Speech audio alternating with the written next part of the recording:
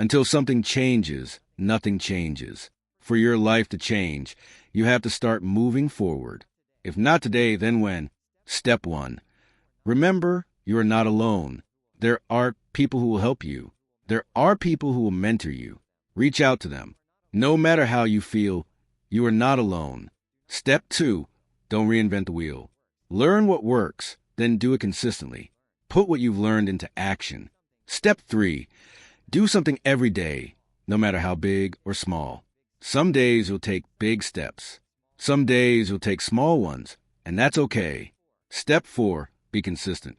Every single day, do something that moves you forward. Step 5. Learn something new every day.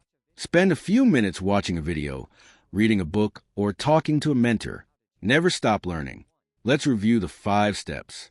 Remember, you're not alone. Don't reinvent the wheel. Do something every day. Be consistent. Learn something new every day. These are 5 simple steps that can change your life. If you don't like where your life is today, do something about it.